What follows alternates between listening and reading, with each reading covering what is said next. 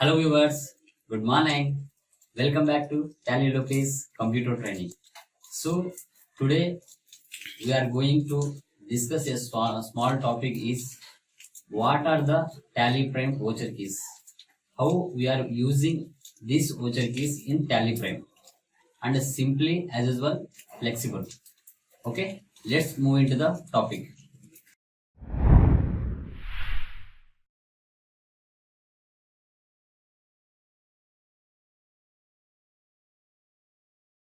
So ఇక్కడ చూడండి guys, voucher keys గురించి మనం డిస్కస్ చేయబోతున్నాం.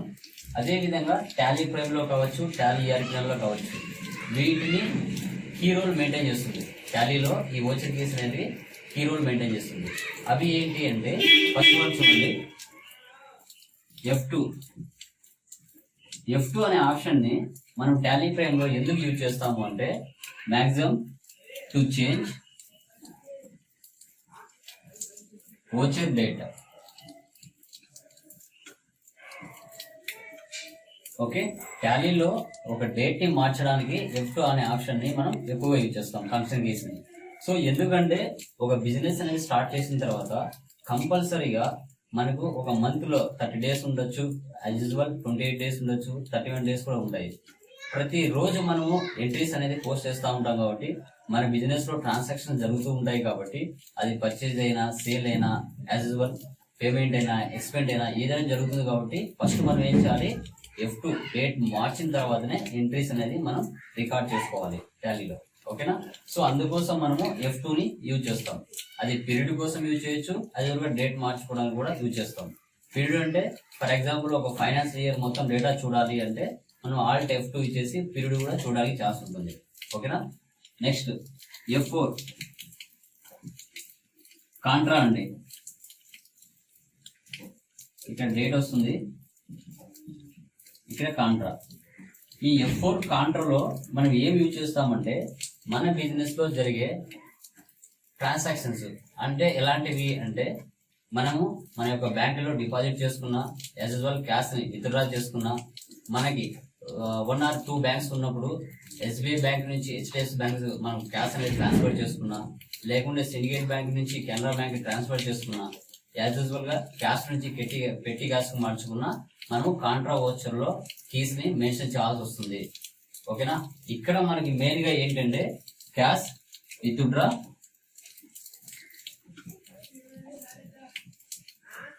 And deposit.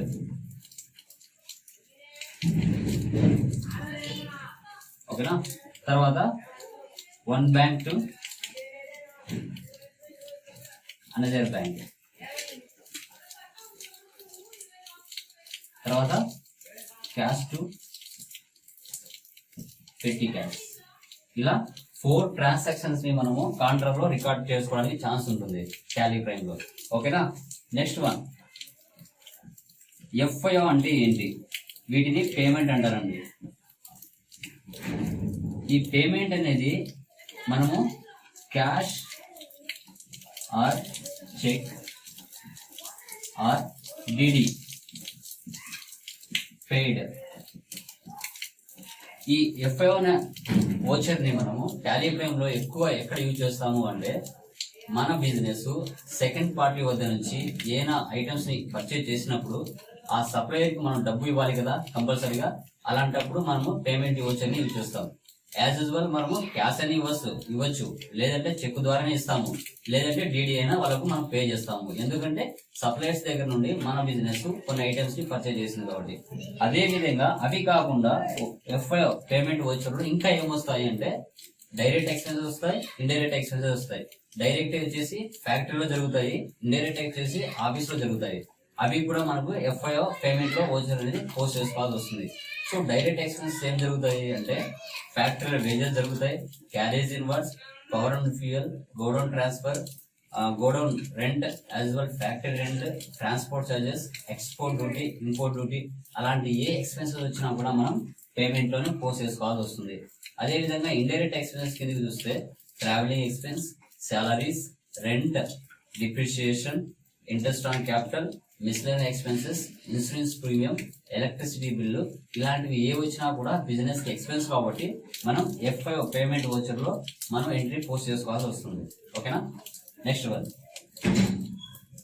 F6 రిసిప్ట్ అండి. ఇది కూడా సేమ్ అనమాట. Cash or cheque or DD received.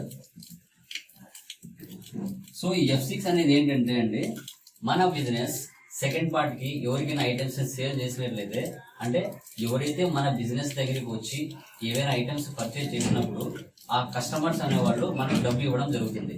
అంటే మనం వాళ్ళకి సేల్ చేసాం కదా, ఆ సేల్ చేసిన తర్వాత వాళ్ళు మనకి ఏం చేయాలి, ఒక వారం తర్వాతనో 2 వారాల తర్వాతనో మనకు డబ్బు అనేది వాళ్ళు పే చేస్తారు. వాళ్ళకి ఏమవుతుంది, పేమెంట్ అవుతుంది. మనకి ఏమవుతుంది, రిసిప్ట్ అవుతుంది.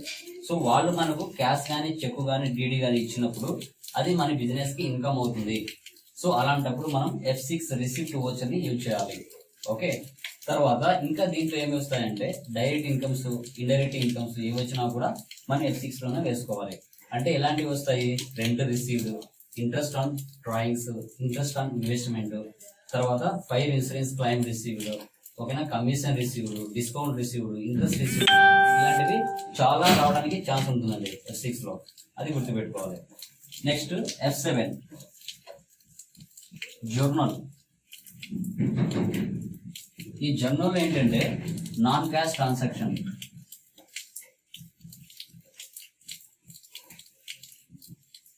Like purchase return, sales return, as well depreciation.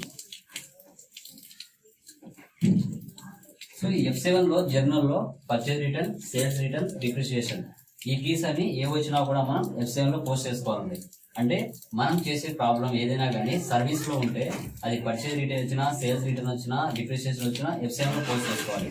ఒకవేళ మనం ఇన్వెంటరీ గానే మెయింటైన్ చేస్తూ ఉంటే పర్చేజ్ రిటర్న్ వస్తే డెబిట్ నోట్ అని, సేల్స్ రిటర్న్ వస్తే క్రెడిట్ నోట్ అని పోస్ట్ చేసుకోవాల్సి వస్తుంది. అది గుర్తుపెట్టుకోవాలి. Okay. Next one F9 purchase. Okay, cash or creditor. Next F8 sales, cash or creditor. ఇక్కడ మీరు చూసుకున్నట్లయితే గాయస్ పర్చేజ్ లో ఏంటంటే మాక్సిమం చెప్పాలంటే మనం ఏదైనా దుకాణానికి వెళ్ళాం మన బిజినెస్, అక్కడికి వెళ్ళి సప్లై దగ్గరికి వెళ్ళి మనం క్యాష్ ఇచ్చైనా పర్చేజ్ చేసుకోవచ్చు, లేదు క్రెడిట్ కైనా పర్చేజ్ చేయొచ్చు. క్రెడిట్ అంటే అప్పు అనమాట. క్యాష్ ఇస్తే ఆ ట్రాన్సాక్షన్ అక్కడితో అయిపోతుంది. ఒకవేళ అప్పు తెచ్చి మనం పర్చేజ్ చేస్తే కొద్ది రోజుల తర్వాత మనం ఏం చేయాలి, వాళ్ళకి అమౌంట్ పే చేయాలి. ఓకేనా. అది మనం క్యాష్ ట్రాన్సాక్షన్ కావచ్చు, క్రెడిట్ ట్రాన్సాక్షన్ అవ్వచ్చు. క్యాష్ అంటే డైరెక్ట్ గా డబ్బులు ఇచ్చేసి పర్చేజ్ చేస్తాము, క్రెడిట్ అంటే అప్పు పెట్టి పర్చేజ్ చేసుకుంటాము. సో అలాంటి కేసు ఏ వచ్చినా కూడా మనము F9 లో పోస్ట్ చేసుకోవాలి. ఓకే. నెక్స్ట్ F8 అంటే సేల్స్, క్యాష్ ఆర్ క్రెడిట్. ఎవరైనా కస్టమర్స్ మన బిజినెస్ దగ్గరికి వచ్చి క్యాష్ ఇచ్చి పర్చేజ్ చేసి వెళ్తారు. సో అది మనకి క్యాష్ ట్రాన్సాక్షన్ అవుతుంది. ఒకవేళ అతను వచ్చి క్రెడిట్ పర్చేజ్ చేశారనుకోండి, అంటే మన దగ్గర అప్పుకు వాళ్ళు పర్చేజ్ చేసినట్లయితే మనం ఏం చేస్తాము, వాళ్ళకు అప్పుకు సేల్ చేసినట్టు లెక్క మనకి. సో వాళ్ళు కొద్ది రోజుల తర్వాత మన బిజినెస్ కి డబ్బులు ఇవ్వడం జరుగుతుంది. అప్పుడు మనకి అది మనం క్యాష్ అయినా అవ్వచ్చు, క్రెడిట్ అయినా అవ్వచ్చు. క్రెడిట్ అంటే అప్పుకు మన దగ్గరికి వచ్చి వాళ్ళు పర్చేజ్ చేసుకుంటారు, దాన్ని మనం క్రెడిట్ లో రాసుకోవాలి. అంటే క్రెడిట్ అంటే ఏంటి, నేమ్స్ రాసుకుంటాము. క్యాష్ అయితే నేమ్స్ రాసుకోము. సో వాళ్ళు కొద్ది రోజుల తర్వాత డబ్బులు ఇస్తే మనకు అది F6 అవుతుంది. ఓకేనా, గుర్తు పెట్టుకోవాలి. F9 కి ఆపోజిట్ F5 వస్తుందండి, F8 కి ఆపోజిట్ F6 వస్తుంది. మనం పర్చేజ్ చేసిన తర్వాత కొద్ది రోజుల తర్వాత వాళ్ళకి డబ్బులు పే చేయాలి కాబట్టి F5 లో పోస్ట్ చేసుకోవాలి. అదే విధంగా మనం ఎవరికైనా సేల్ చేస్తే సెకండ్ పార్టీకి వాళ్ళు కొద్ది రోజుల తర్వాత మనకి డబ్బులు ఇస్తారు కాబట్టి అది మన బిజినెస్ కి ఇన్కమ్ అవుతుంది కాబట్టి మనం F6 లో పోస్ట్ చేసుకోవాలి. సో ఈ ఓచర్ కీస్ అనేది చాలా చాలా ఇంపార్టెంట్ అండి. చాలా మంది కన్ఫ్యూజ్ అవుతా ఉంటారు. ఏం కన్ఫ్యూజ్ అవటం అవసరం లేదు, చాలా సింపుల్ గా ఉంటాయి, లాజికల్ గా గుర్తుపెట్టుకోవచ్చు. అది ఎలా అంటే బిజినెస్ లో ఏమైనా డేట్స్ మార్చాలంటే F2 అని, తర్వాత బిజినెస్ మనం పెట్టిన తర్వాత ఏవైనా మనం బ్యాంక్ లో డిపాజిట్ చేసినా, విత్డ్రా చేసుకున్నా, ఒక బ్యాంక్ నుంచి ఒక బ్యాంక్ ట్రాన్స్ఫర్ చేసుకున్నా, క్యాష్ నుంచి పెట్టి క్యాష్ మార్చుకున్నా కాంట్రాలో వేసుకోవాలి, పోస్ట్ చేసుకోవాల్సింది. తర్వాత బిజినెస్ లో జరిగే ఎలాంటి ఎక్స్పెన్సెస్ అయినా పేమెంట్ లో పోస్ట్ చేసుకోవాలి. బిజినెస్ లో జరిగే ఎలాంటి ఇన్కమ్స్ అయినా F6 లో పోస్ట్ చేసుకోవాలి. అదేవిధంగా సర్వీస్ బిజినెస్ మనం చేస్తూ ఉంటే పర్చేజ్ రిటర్న్ జరిగినా సేల్స్ రిటర్న్ జరిగినా డిప్రిసియేషన్ వచ్చినా మనం F7 లో పోస్ట్ చేసుకోవాలి. అదేవిధంగా క్యాష్ కానీ క్రెడిట్ కానీ ఏదైనా స్టాక్స్ కానీ గూడ్స్ కానీ పర్చేజ్ చేసినప్పుడు మనం F9 పర్చేజ్ లో పోస్ట్ చేసుకోవాలి. అదేవిధంగా మళ్ళీ F8 సేల్స్ క్యాష్ కానీ క్రెడిట్ కానీ మనం సేల్ చేసినప్పుడు స్టాక్ ని వాటి గురించి కూడా నెక్స్ట్ క్లాస్ లో మనం చెప్పబోతున్నాం. ఓకేనా? మీకు ఈ క్లాస్ అర్థమైంది అనిపిస్తే సబ్స్క్రైబ్ చేయండి, షేర్ చేయండి, లైక్ చేయండి, బెల్ ఐకాన్ క్లిక్ చేయండి. మరిన్ని అప్డేట్స్ కోసం నా ఛానల్ని వాచ్ చేస్తూ ఉండండి. మీ లోకేష్.